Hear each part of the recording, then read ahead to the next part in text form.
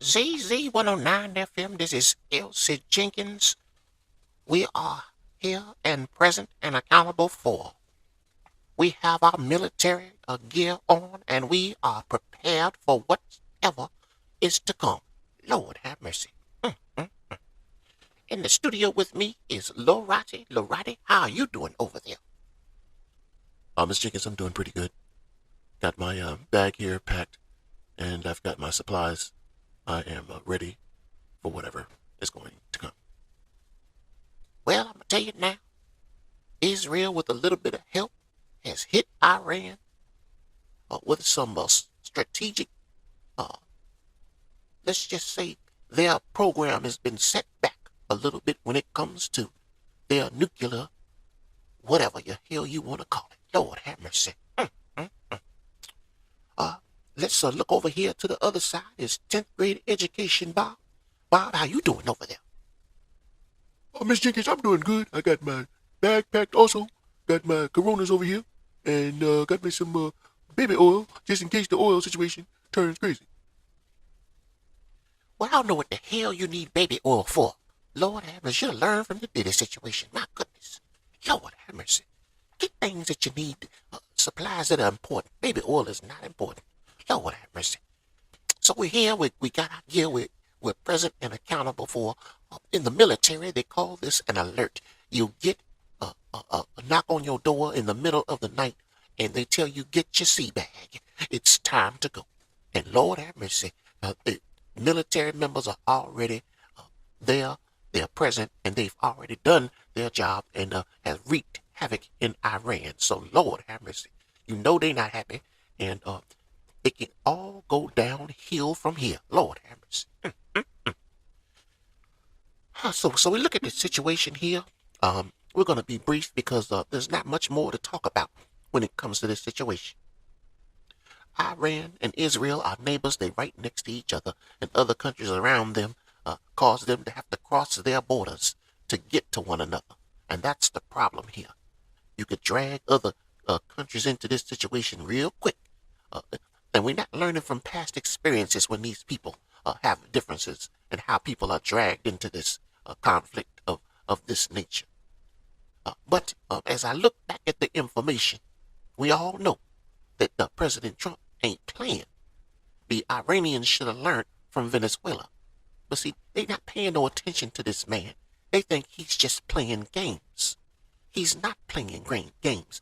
He don't care who you are. He's going to take it to your ass. And that's all there is you need to know. So when the man gave him some warnings, they didn't take him seriously. And you should have took him seriously. When they dragged that man out of Venezuela, they should have took him seriously and came to some kind of agreement that would have kept people alive in their country tonight. You know, I woke up in the middle of my sleep at 5:45 it was 4:45 in the morning. And I came over to the computer and then I saw an alert on there about Iran had got hit. So me, knowing how this country works, I went and checked my crypto and it was down.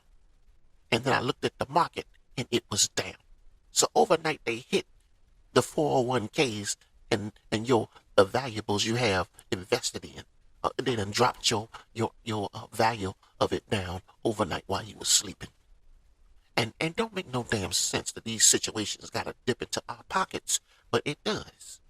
It absolutely does. Nonetheless, what are you gonna do about it? There ain't nothing you can damn do about it. And when I looked at the clock, 45 minutes had elapsed, but I guess they did their attack early in the morning, between 3 o'clock and 5 o'clock, before 4:45.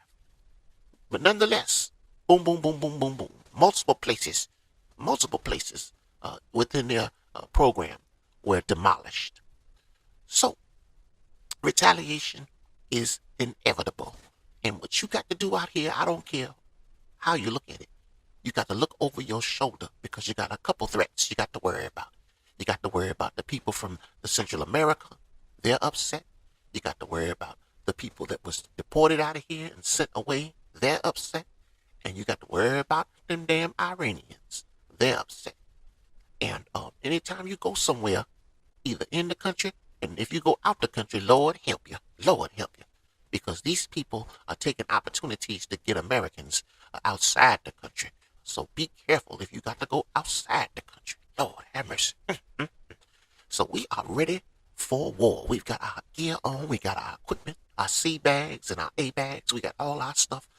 We got our communications, and we're going to just stand by, because that's what they make you do in the military. Sometimes when you do your alerts for practice, you just gotta stand by once you get all your gear on and get all situated and all dressed up and you're ready to go. Sometimes they say stand down.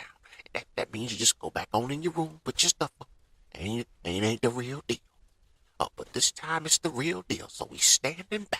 Lord have mercy. And you know what I found out about them situations? They don't feed you. They don't feed you for you take the hell off. If it's time to go, you ain't get nothing to eat. You don't get to calls nobody. You just gotta load up on that military vehicle and pray and pray and pray. That's all you can damn do. All right. So we've covered the initial information out there. It's not much, but it's enough to let you know that if you're out and about, just be careful. And last but not least, you know what? Why can't we just get along on this planet? I understand we have our problems with each other, but you know what? It's inevitable that the same things are going to happen when we sit here and bomb each other and fight and go to war. Uh, there's nothing resolved when these things happen. Lives are lost. Uh, Homes are destroyed. Uh, it's an ongoing list of things that are happening to people out here on the planet. It doesn't make any sense that we're no better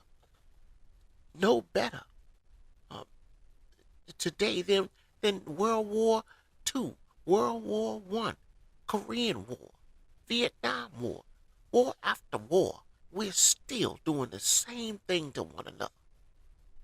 And I made this last little list here because I went over a whole bunch of other areas here, but I thought this was most important. So let's just go over this last thing for the planet. War devalues human life.